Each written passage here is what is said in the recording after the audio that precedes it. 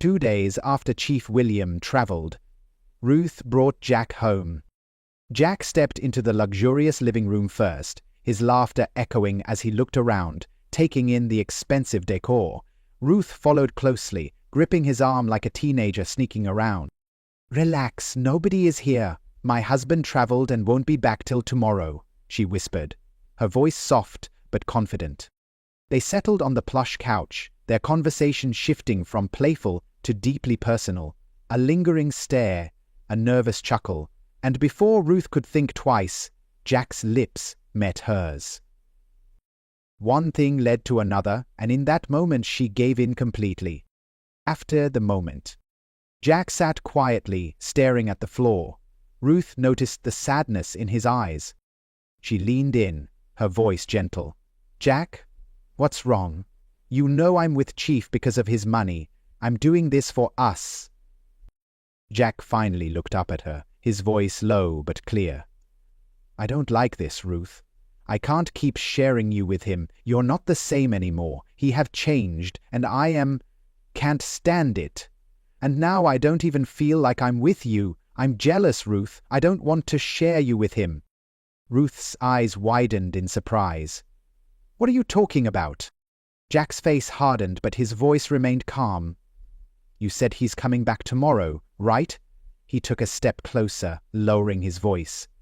"I'll give you something to use and prepare his meal. Just make sure he eats the food, Ruth. That's all I need from you." Ruth frowned, still unsure of what Jack was planning. "What is it? What do you want me to give him?"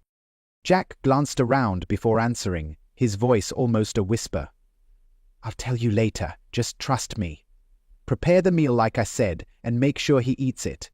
Ruth and Jack had been inseparable for years, their bond the talk of the village.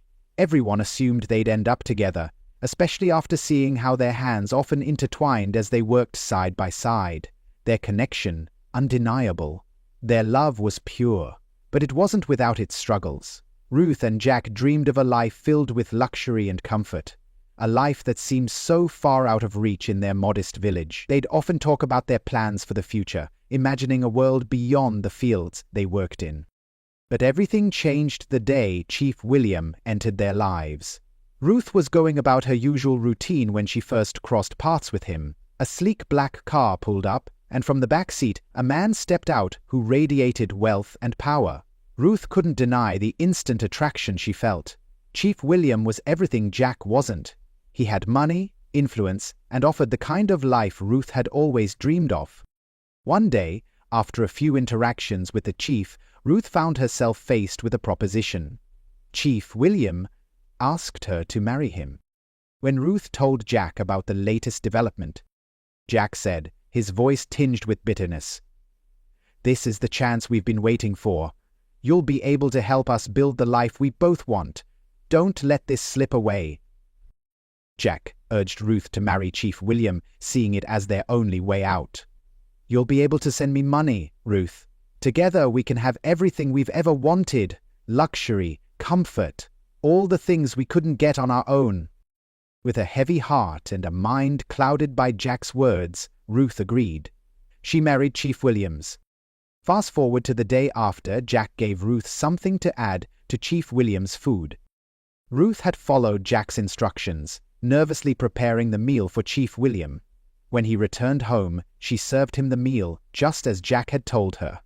Chief William, unaware of the changes to his food, ate it without question.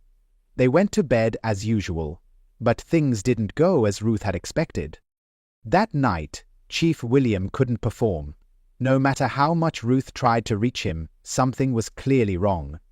She lay there, confused, unsure of what had gone wrong. The next day, Ruth couldn't wait to meet Jack. She found him and immediately asked, "Jack, what exactly was in that stuff you gave me to put in Chief's food? What happened last night?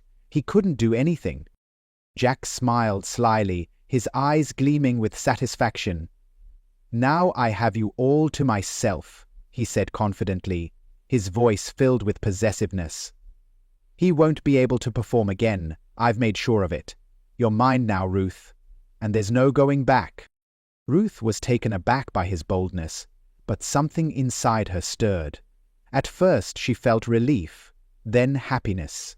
She had always wanted to be with Jack. Now, without any distractions, they could finally be together. But a few months later, Ruth was faced with another blow. Jack came to her with shocking news. "I'm getting married," Jack said casually, as though he had made the most normal decision in the world. Ruth's heart dropped. "What? What do you mean you're getting married?" she asked, her voice trembling. "What about me? What about us?" Tears filled her eyes and she started to cry. "What happens to me now, Jack? After everything I did for you, after what I did to Chief, now you're leaving me too. What do I do now?" Jack couldn't meet her eyes as she broke down. "I've moved on, Ruth," he said, though his words felt distant. "I've found someone else. I'm getting married." Ruth was left alone, broken and confused, unsure of what to do next. Would she tell Chief the truth, or live with the guilt forever? She didn't know what to do. So my people, if you were Ruth, what would you do in this situation? Moral lesson: love with your head, not just your heart. Love is a beautiful thing, but it can also be dangerous when you let emotions cloud your judgment. Many people, like Ruth, get so lost in love that they fail to think clearly. They trust blindly, make sacrifices without question, and ignore warning signs. But the truth is, no matter how much you love someone, you must have a mind of your own. The Bible warns us in Jeremiah 17:9, "The heart is deceitful above all things, and desperately wicked. Who can know it?" This means that emotions can mislead us, making us believe in things that are not real. Ruth thought she was securing her happiness by following Jack's plan, but in the end, she was left broken. Love should never make you lose yourself. It's important to step back and think, is this right? Am I making the best decision for my future? True love should not blind you. Instead, it should empower you to grow and make wise choices. Love with your heart, but always take your mind along with you. If you enjoyed this story and learned something from it, don't forget to like and subscribe for more interesting stories. Thanks for watching.